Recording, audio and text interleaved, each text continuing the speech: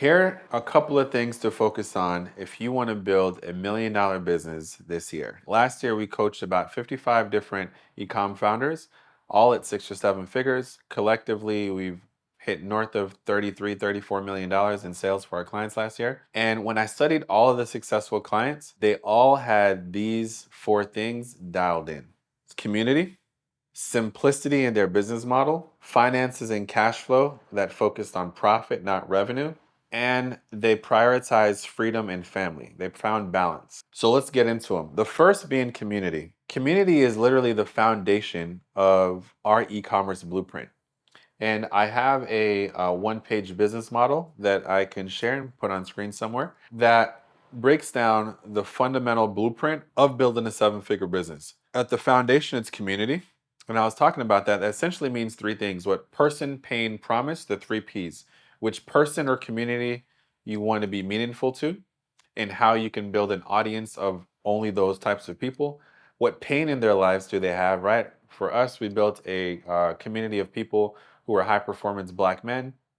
They were struggling with their confidence as it relates to their beards. Their beards were patchy, dry, didn't match the rest of their style and presence. And the promise we made them: with our product, it will remove that thing that they were concerned about, or that pain they had in their lives.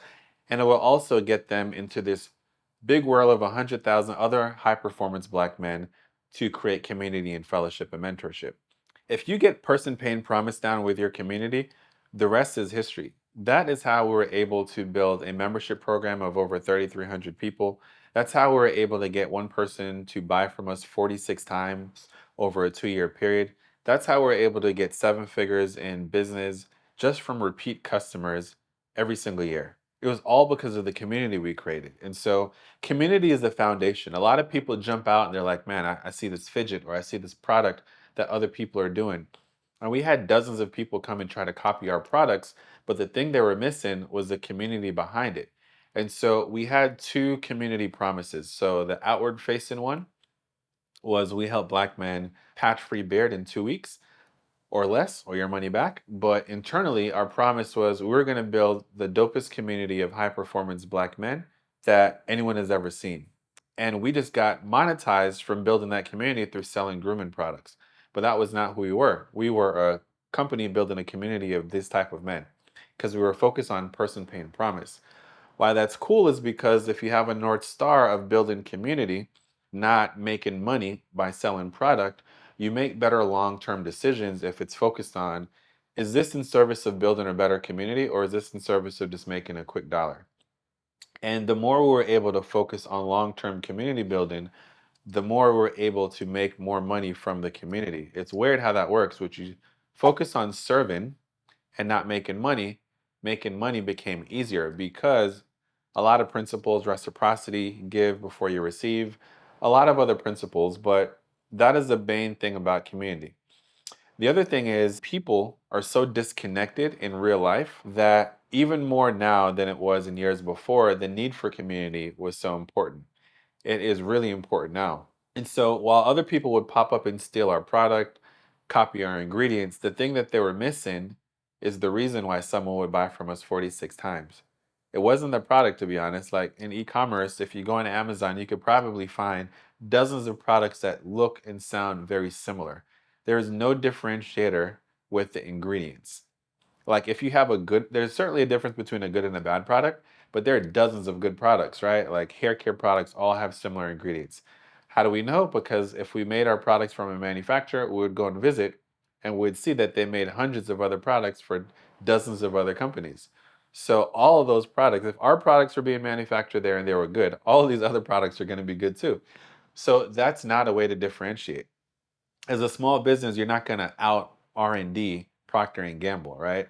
So the way you do that is through building a community that Procter and Gamble can't create. So that was our key differentiator. So when people copied our product, they couldn't copy the community. One of the ways we would do that is we had as simple as having a different email series or as complicated as having in-person meetups. We did both. We started with email and evolved to in-person meetups.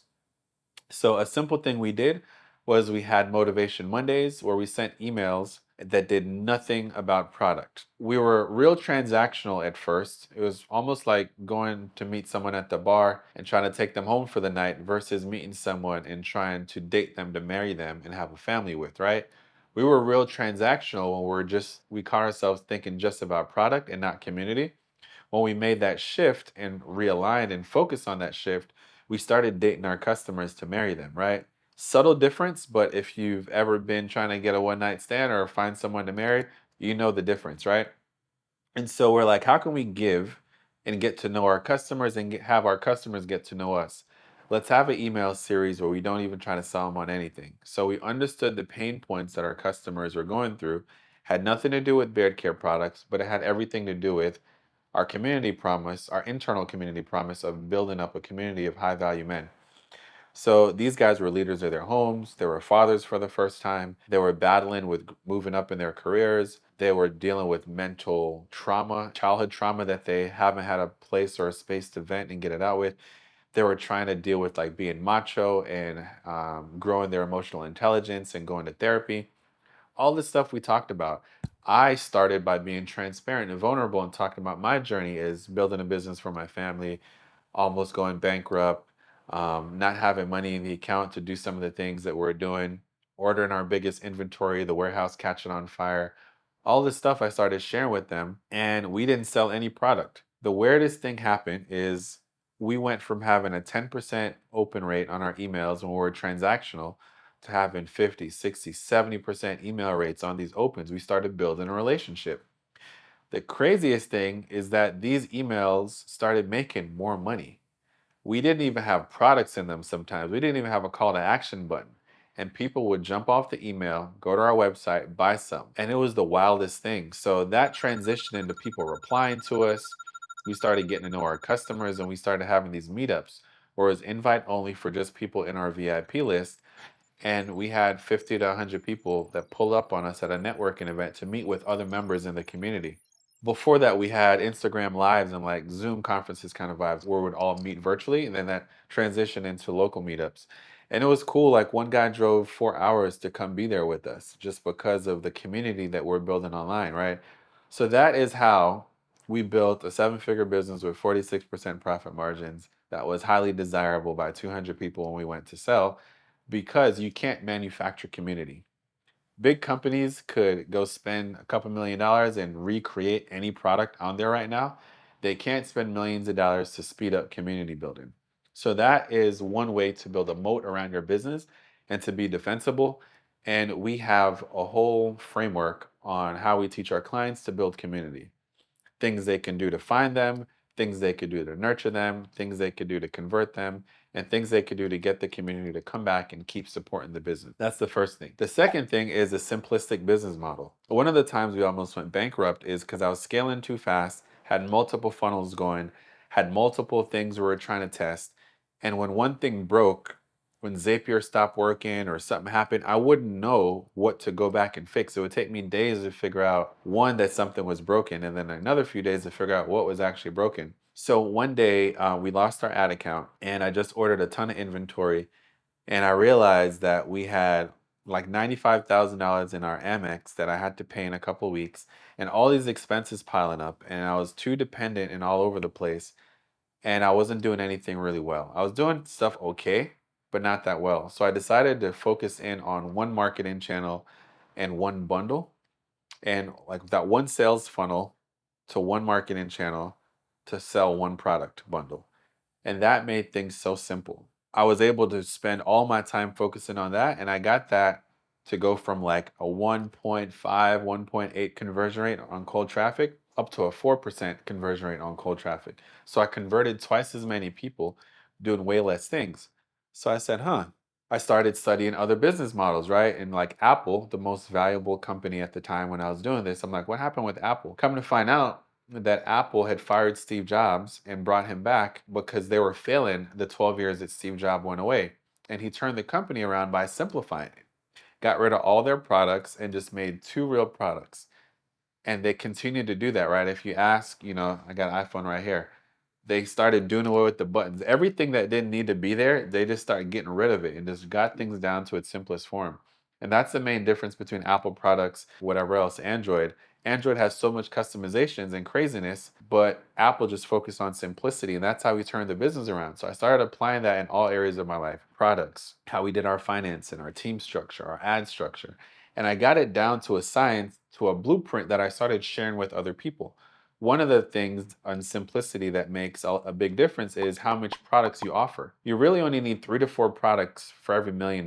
One product should be able to sell 25K to $150,000 per month on its own. Of all the clients that I've supported, all of them I've helped simplify down their product line because they were selling too many things.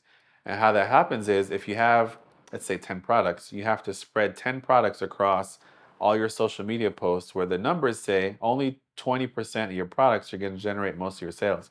So if you show those other 8 products that nobody wants, you're not going to get any sales those days.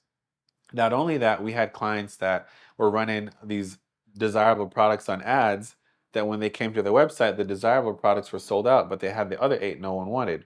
Or they would have to try to get photo shoots done on 10 products, adds complexity, different models, different photo shoots, different launches. So by removing the 8 that nobody wanted and only focusing on the 2, their ads hit better, way less photo shoots, way less complexity, better for shipping.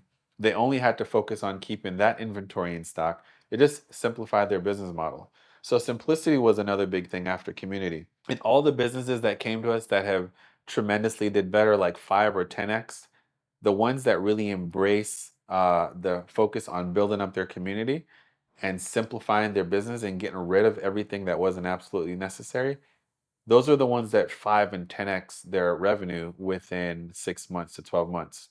The third thing is shifting from revenue to profit. Everyone talks about revenue. I was guilty. I had the screenshots. Everyone loves a screenshot. Some people talk about profit. I'm really the only one talking about cash flow. And that's the difference between what your Shopify dashboard says and what you actually have in your bank account to spend. The thing with ecom is it has a negative cash flow cycle, meaning if you want to generate money today, you would have had to buy the product months ago.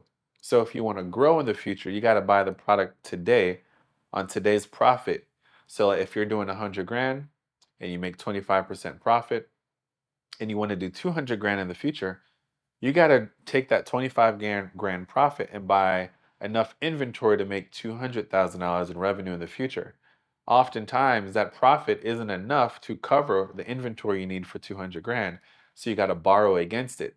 We have about 10 different ways to fix cash flow once you realize you have the problem, which is like how you pay for it, how you order it, what you can tell your bookkeeper to do so you could analyze it better. A lot of people are growing their business, but they never stop to actually think about cash flow. They just realize that as they're making more money, they don't see it in the bank, or as they're making more money, they're not keeping it, or as they're making more money, they don't know if they're richer or poorer. So if that's you and you have any of those symptoms, we'd love to connect with you and just help you figure out what's happening with your cash flow and how to fix it for good. So there'll probably be a link somewhere here that you could schedule some time with me and the team to analyze your business model, to see how complex it is, to see what your community structure is like, and to see if your cash flow structure is set up properly for e-commerce. Because a lot of bookkeepers set up cash flow and P&Ls for traditional businesses, but not e-commerce. And so that's a real common thing. And the last piece is hustle culture. I am big on family and freedom. There's a law, I forgot who it is, Parkinson's law, I believe. Essentially is you will take as much time to do something for the window of time you give it. So if you give something 5 hours to get done, it'll get done in 5 hours. If miraculously you have 90 minutes before a presentation to make the slide, you will get it done in 90 minutes. That's the same with business. When I challenge clients to do less, to put that vacation on the calendar, to schedule time off, miraculously, they figure out how to get stuff done. One of our clients, Kadisha, started with 75 hard and she had to do a bunch of stuff. She got tremendous results because she was forced to cut out the crap in her business that was not necessary. She only had enough time managing her full-time job, her 2 workouts a day and all this stuff. She only had a few hours a day to manage her business and she only focused on the simple things that she needed. And she still scheduled time to go on her birthday trip. She still scheduled time to go hang out in the Caribbean with her friends. And so if you limit the amount of time you give yourself to do things and prioritize family, you find out that you have time to do it, or you find out that you're doing stuff you're just wasting time on. The last piece with family and freedom is that's the ultimate type of freedom. They say poor people are measure their wealth in money, and wealthy people measure their wealth in time. And so the more you start becoming that person that you want to be in the future, you realize how they prioritize time. And so, like, business and personal are so intertwined. You can't hustle and be burnt out, not sleeping, not being in a good, healthy relationship, being stressed mentally, not being there, and think you're going to show up and be 100% in your business. It's not true. How you do one thing is how you do everything. And business and personal are so intertwined. So, one of the things and the cheat codes I've found in being successful at business is giving myself enough grace to take breaks, giving myself enough time to just stop and think and be creative. Like, none of my best ideas have actually come at work. A lot of my best ideas were in the shower, while I was on vacation, staring at the beach, while I was taking a walk, while I was actually at a state of rest, right? Could you try again? Siri, what you talking about? I'm dropping so much game. Siri came off to to see what this was about. So Siri wanted me to run that back. She didn't get it, right? So I'm gonna run it back for you guys too. Essentially, like, I'm a believer. Even God Himself, the Creator, nature, universe, whoever you think is got us here today, I think it's God. Even the story of the creation story, God Himself rests. God herself rests. Whoever God is, right? And I think it's so important because we're created in God's image that we model that philosophy, right? And so finding time to rest daily, weekly, monthly, quarterly, whatever, is only going to allow you to come back more creative, more impactful, and more meaningful. So those are the four principles: community, simplicity, profit and cash flow over revenue, and really prioritizing family and freedom in the business that you're creating, right? You don't want to build a seven-figure business that's really a golden prison, that is something that you thought you wanted, but you are handcuffed to it every single day. You have a freedom as an entrepreneur to build a life that you want and design a business around it versus the other way, versus building a business and building and designing your life around the business. So you have the freedom to create the life that you want, and I'm going to empower you to use these four principles to build a seven-figure business this year that you're actually happy about, that actually brings you joy, that also serves the world. So if you thought this was helpful, subscribe, like, do all that stuff that they talk about on YouTube, and catch me next week for another video. Peace.